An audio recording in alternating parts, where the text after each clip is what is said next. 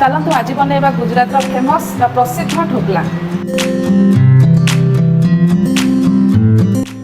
प्रथम आम गोटे पात्र में बेसन नेबा से आड करवा चीनी इनो पाउडर लुण आउ तेल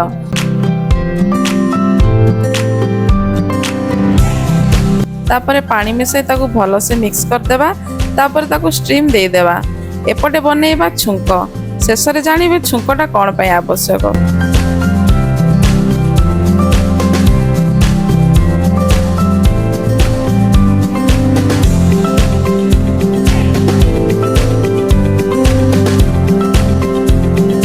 सब हो गला पर गोटे पात्र रे भल भाव में काढ़ीदेबा।